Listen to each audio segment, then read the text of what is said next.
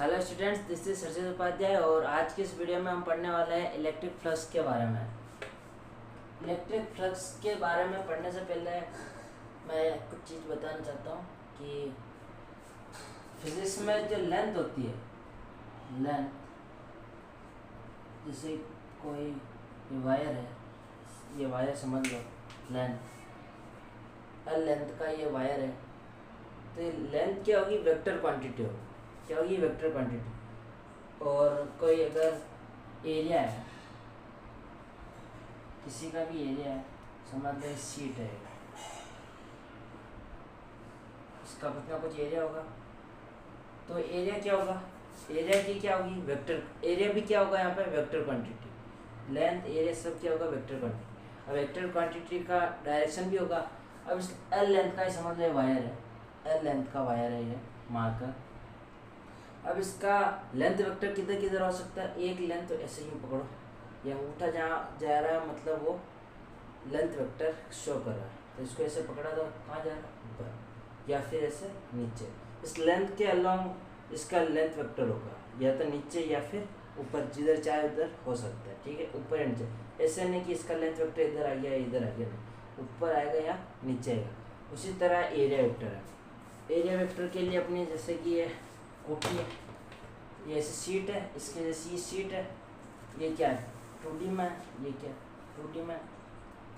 इसका जो एरिया होगा वो वेक्टर क्वांटिटी है, तो उसका डायरेक्शन किसे निकालेंगे? यूँ पकड़ा, जैसे यूँ हाथ घुमाओ, हाथ घुमाने के बाद ये अंगूठा इधर जा रहा है, इधर, ये ऐसे पकड़ के अंदर भी कर सकते हैं। इसका एरिया वेक्टर या तो ऐसे होगा या ऐसे अंदर की तरफ, मतलब ऐसे, या तो परपेंडिकुलरी इनवर्ट या परपेंडिकुलरी आउटवर्ड। ठीक है, यूँ नहीं कि इसका एरिया वेक्टर इस तरफ हो गया है इस तरफ हो गया, इसका एरिया वेक्टर ऐसे यूँ करके यूँ बाहर, यूँ करके या फिर अंदर। ठीक है, तो अपन इलेक्ट्रिक फ्लक्स पढ़ते हैं। याद रखना, लेंथ का तो भी कोई काम नहीं, लेकिन एरिया का काम है। एरिया वेक्टर इसका काम पाएगा बाहर की, आउटवर्ड्स। अब अपन इलेक्ट्रिक फ्लक्स की डेफिनेशन लिखता हूँ पहले। इलेक्ट्रिक फ्लक्स की डेफिनेशन क्या है? It is the number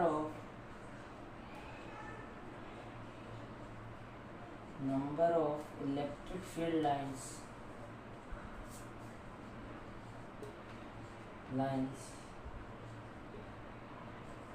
passing perpendicular to area या surface to any surface. It is a number of electric field line passing perpendicular to any surface. अब क्या मतलब हुआ इसका? एनी सरफेस, सरफेस मतलब ऐसा एरिया, 3D भी हो सकता है, 2D की बात कर रहा हूँ। ये ऐसा कुछ एरिया होगा, तो ये क्या है? सरफेस है। इससे कितनी number of electric field line pass हो रही है, मैं उसको बना के देखता हूँ।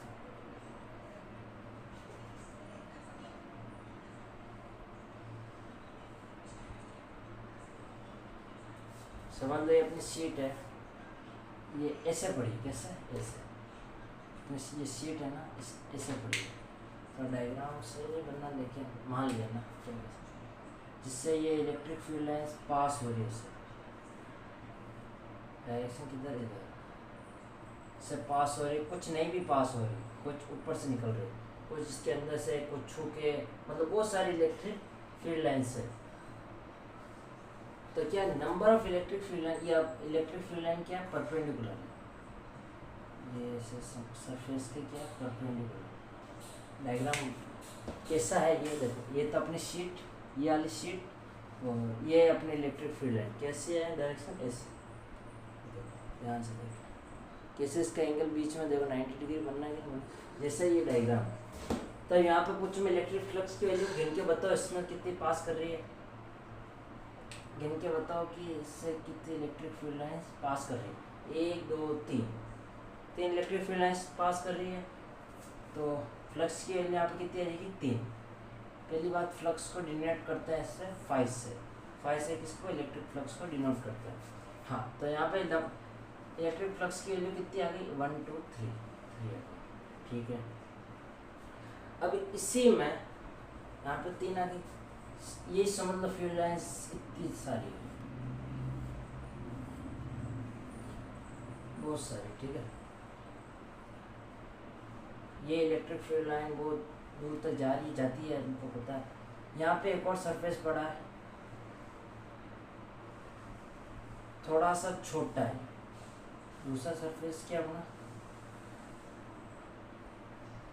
दूसरा सरफेस अपना क्या थोड़ा सा छोटा है, ये इतना बड़ा था, ये इतना। इसमें से कितनी इलेक्ट्रिक फील्ड लाइन जा रही है, सिर्फ 2।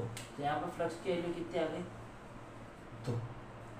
इससे और इस डायग्राम से क्या पता चल रहा है कि जितना ज़्यादा एरिया होगा, जितना ज़्यादा एरिया होगा उतने ज़्यादा क्या होगी इलेक्ट्रिक फ्लक्स।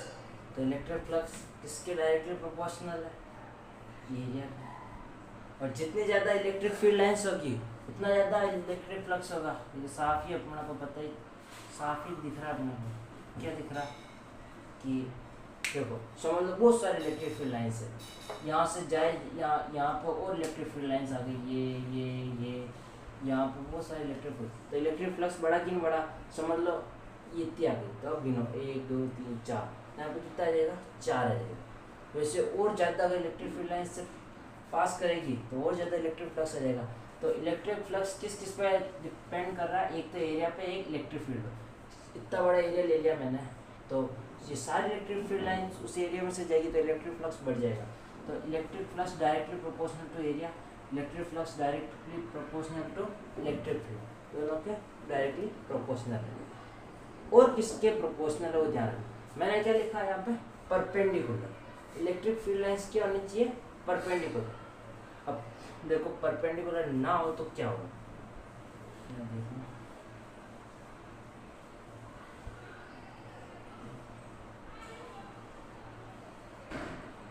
समझ लो ये ऐसा कुछ, ये अपना एरिया, हाँ इस एरिया, ये समझ लो कैसा पड़ा है अपना, थोड़ा तिरछा पड़ा है, टेढ़ा पड़ा है।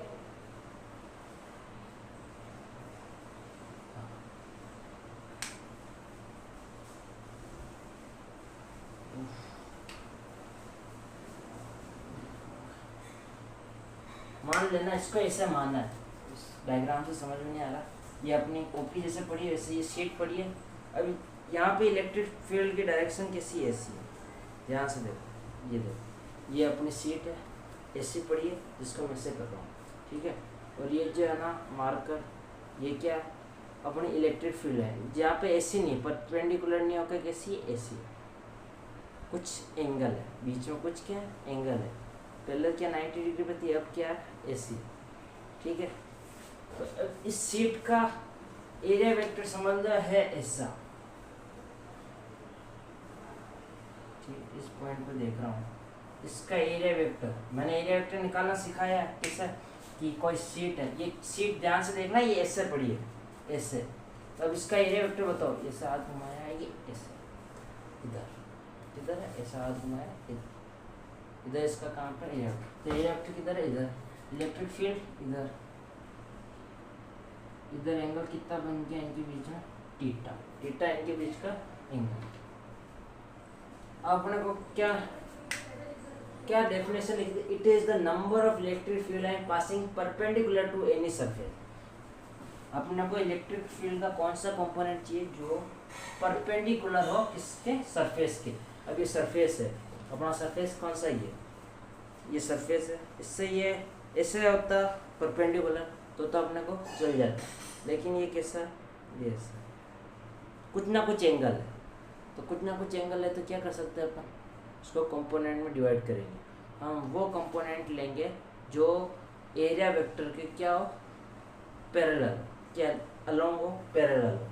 तो इस ई का है ना 2 कंपोनेंट होंगे, एक तो इधर एरिया वेक्टर के अलोंग ये cos थीटा, क्लास 11 में अपन सीखा था, एक इधर होगा ये sin थीटा। आराम से देखते जाओ, ये अपना फिर से वही शीट, ठीक।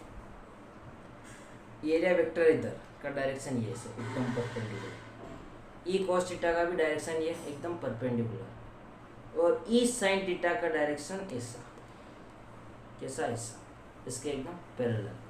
तो अपने को तो कौन सी इलेक्ट्रिक फील्ड चाहिए जो एकदम परपेंडिकुलर हो, तो अपन कौन सा लेंगे, ई कॉस थीटा या E sine theta? E cos theta लेंगे क्योंकि वो एकदम क्या है परपेंडिकुलर।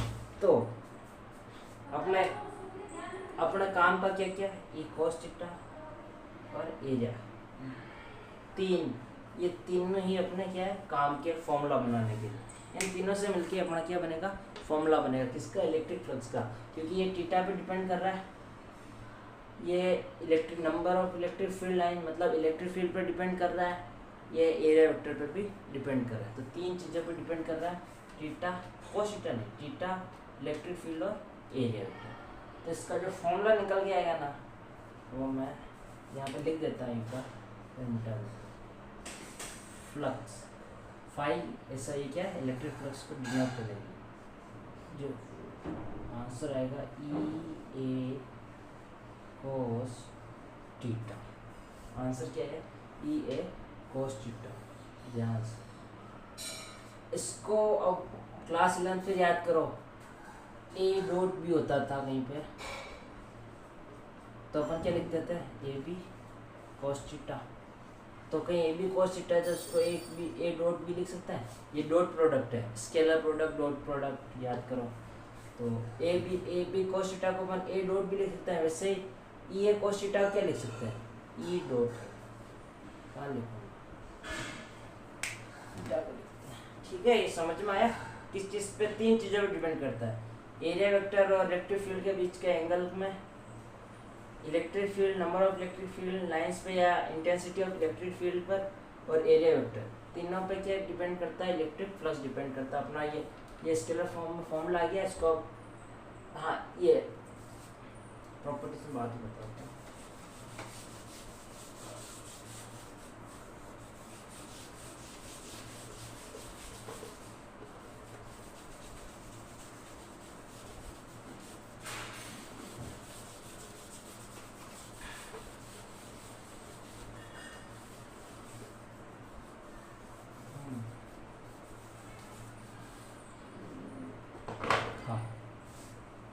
अपना ये फॉर्मूला आ गया phi equal to E A cos theta.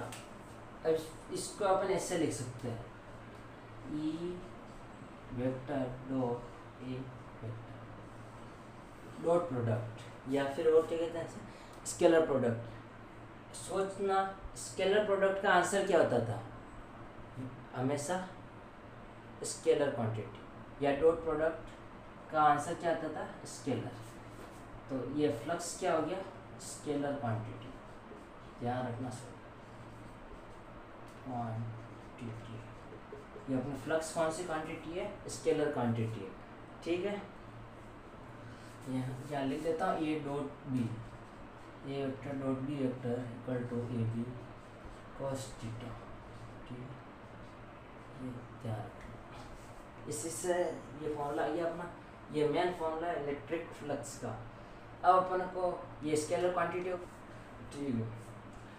हाँ, तो अपने पास ये क्वेश्चन है, क्या कह रहा है क्वेश्चन, अपने पास एक ये रिंग है, ये गोल गोल दिख रही है, जैसे रिंग टाइप है, ये टेप है, ये टेप मान लो, ये टेप दिख रही है, जैसे ये अपने पास एक रिंग है।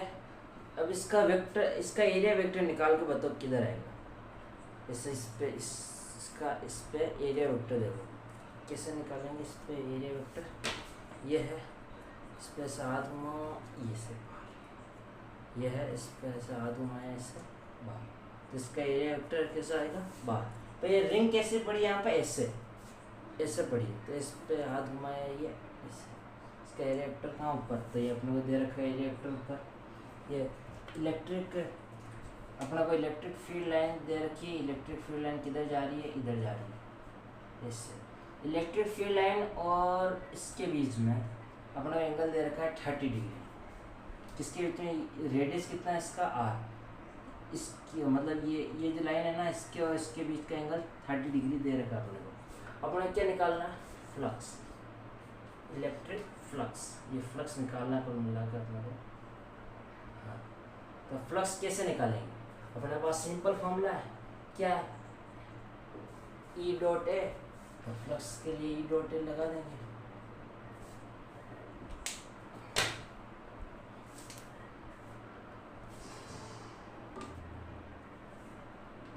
Flux equal to E dot A, ये अपने को पता है। इसको सॉल्व करेंगे तो क्या आएगा, ई ए कॉस थीटा, देखो डॉट प्रोडक्ट कैसे सॉल्व करते हैं, ये कॉस थीटा आएगा।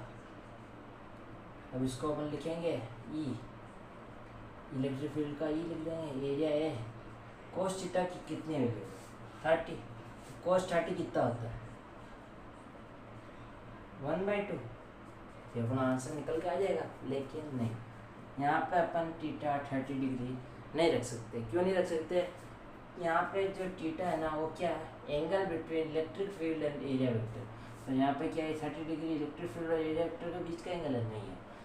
इसके और उसके बीच में एंगल यहाँ पे ध्यान से देखो 60 डिग्री आएगा। कैसे आएगा, एरिया वेक्टर ऐसे, इससे मतलब 90 डिग्री, एरिया वेक्टर ऐसे, ये लाइन ऐसे, इलेक्ट्रिक फील्ड ऐसे, electric field area vector total 90, ये 30, 90 माइनस 30 60, तो ये अपना एंगल के बीच का एंगल क्या आएगा 60 डिग्री, cos 60 है, सॉरी cos 30 की वैल्यू √3/2 होती है, 1/2 नहीं होती। cos 60 की वैल्यू कितनी आएगी 1/2, ठीक है। cos 60 1/2 होता है, cos 30 √3/2 है ना। इलेक्ट्रिक फील्ड क्या है यहाँ पे, ई है तो ई रहेगा। एरिया अपन निकाल सकते हैं, रेडियस आर दे रखी है, ये अपने क्या है रिंग है, रिंग मतलब सर्कल मान लो, सर्कल का एरिया क्या पाई आर स्क्वायर, ये अपना खत्म, ये अपना आंसर हो गया, ठीक है। एंगल ध्यान रखना है, एंगल किसके बीच में, इलेक्ट्रिक फील्ड और एरिया वेक्टर। जैसे जल्दबाजी में 30 डिग्री रख के सॉल्व मत करना, जैसे निकालना 60 डिग्री निकालना, क्या है कैसे, तुम पहले इसकी डेफिनेशन लिखिए।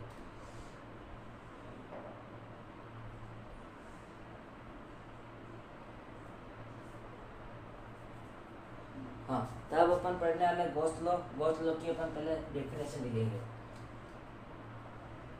The net electric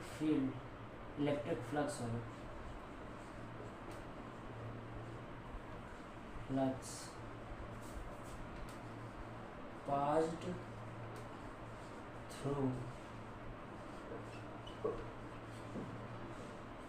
any closed surface closed surface कैसा होता है बताओ, closed surface 3 dimensional, the net electric flux passed through any closed surface is 1/epsilon0 times of net charge enclosed by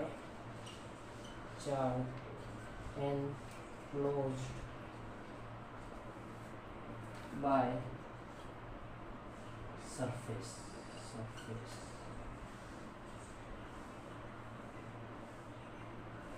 क्या लिखा मैंने, the net electric flux passed through any closed surface is 1/epsilon0 times of net charge enclosed by surface। कौन सा surface, ये 3D वाला।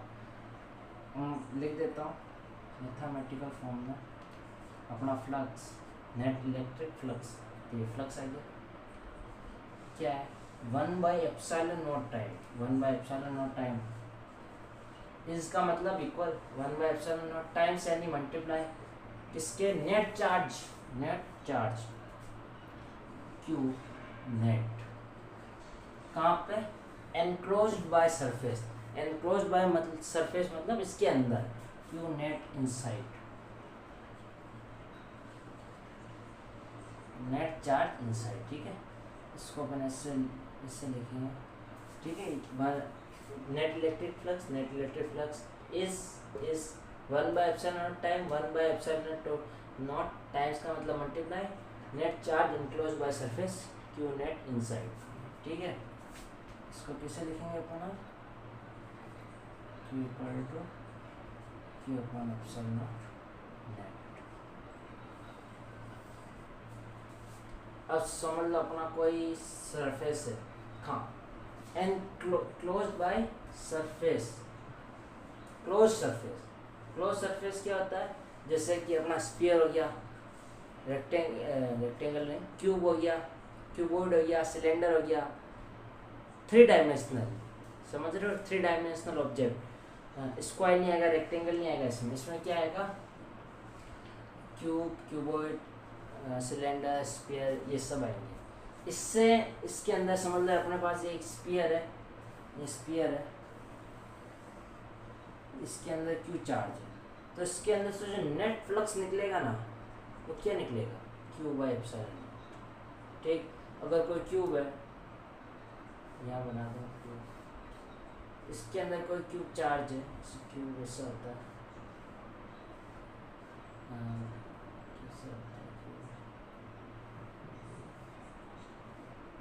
कैसा होता है क्यूब ना, कुल मिला के क्यूब है, क्यूब के अंदर कोई चार्ज रखा है, तो इससे भी नेट फ्लक्स कैसा निकलता है, इससे फ्लक्स, नेट फ्लक्स जो होगा ना, इससे जो निकलेगा वो क्या होगा, क्यू बाई एप्सिलॉन नॉट होगा। ठीक है, कौन सा भी क्लोज सरफेस ले लो, नेट इलेक्ट्रिक फ्लक्स से कितना निकलेगा, क्यू बाई एप्सिलॉन नॉट। ठीक है, अब ये प्रूव भी करना पड़ेगा अपने को, किसने देखा कि क्यू बाई एप्सिलॉन नॉट ही निकलता है, या कुछ ज़्यादा कुछ कम कुछ अलग निकलता, तो हमें क्या पता, तो अपन प्रूफ भी करेंगे, प्रूफ भी तो करना है ना कि Q by epsilon not is answer. Definition समझ में आई कि नहीं। अब अपने को निकालना है नेट फ्लक्स। समझ लो ये अपने पास एरिया है, स्मॉल एरिया लेंगे, पहले इसको इसी फॉर्मूले को अपन बढ़ाते हैं, पहले ये बाद में प्रूव करते हैं। इलेक्ट्रिक फ्लक्स, अभी अपन थोड़ी देर पहले इलेक्ट्रिक फ्लक्स का क्या फॉर्मूला पढ़ा था, electric flux equal to E vector dot A vector. ठीक है, डॉट, ये पढ़ा था, ये भी फ्लक्स इनको इक्वल कर देंगे।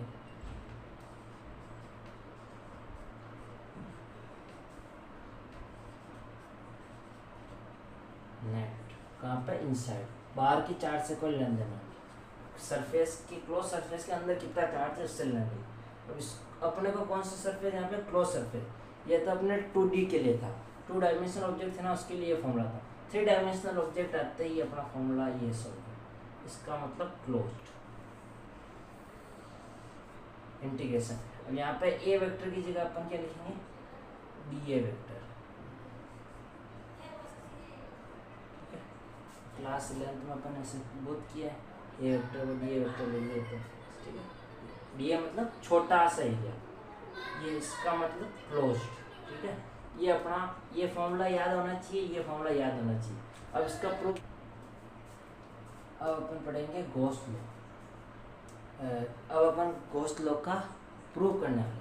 अपना गॉस लॉ आया क्या था, ई डॉट डी ए मान लो, ए मान लो, कुछ ही मान लो, Q upon epsilon charge inside. ठीक है, हाँ, अपन समझ लो क्लोज सरफेस के लिए निकालते हैं ना अपन, ये तो क्लोज सरफेस अपन स्फीयर मान रहे, क्यों क्लोज सरफेस, यहाँ पर समझ लो अपन ने डी ए स्मॉल एरिया मान लिया।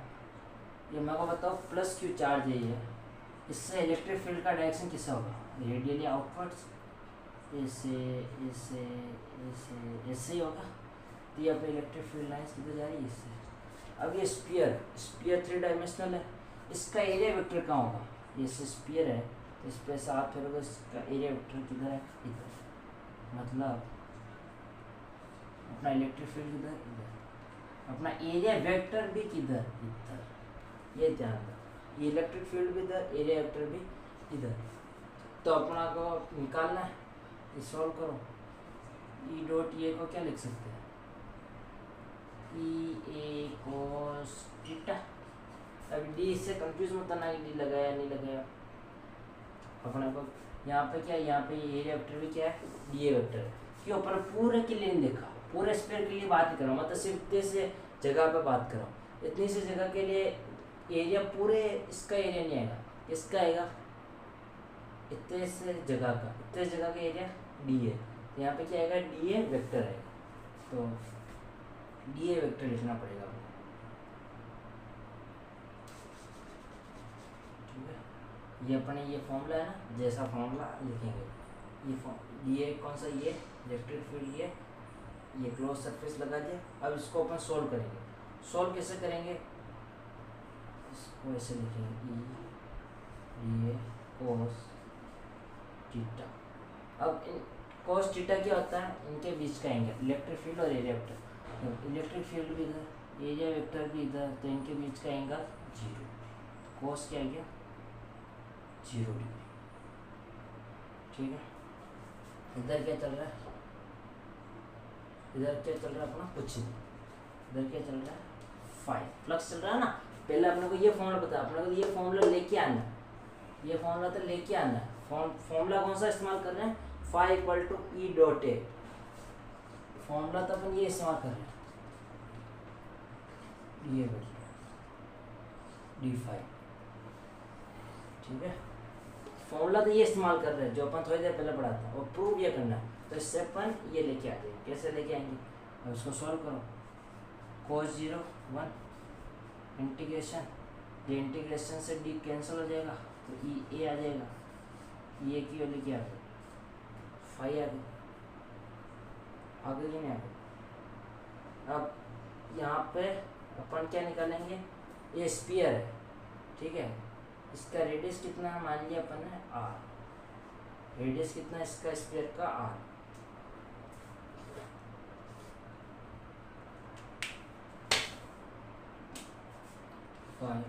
इसका इलेक्ट्रिक फ्लक्स क्या है ई। अब एरिया किसका आएगा, स्फीयर का आएगा, एरिया ऑफ स्क्वायर कितना आता है 4 पाई आर स्क्वायर, ये तो इसका एरिया ये है, स्फीयर का एरिया ये। इलेक्ट्रिक फील्ड, अब मेरे को बताओ क्यू चार्ज की वजह से आर डिस्टेंस पे इलेक्ट्रिक फील्ड की वैल्यू क्या होती है, के क्यू बाई आर स्क्वायर, होती कि नहीं होती, होती। आर स्क्वायर से आर कैंसिल, अपन के को क्या लिख सकते हैं 1/4 pi epsilon not into Q into 4 पाई, 4 पाई से 4 पाई कैंसिल, तो फ्लक्स की वैल्यू क्या आ गई Q by epsilon not. Q कौन सा चार्ज जो इनसाइड था, जो नेट चार्ज अंदर था ना वो चार्ज, तो अपना इलेक्ट्रिक फ्लक्स क्या क्यू बाई एप्सिलॉन है। इलेक्ट्रिक फ्लक्स था क्या, ये था और ये आ गया, तो अपना कोस दो क्या हो गया, सही साबित हो गया। तो बस आज के लिए इतना ही, थैंक यू।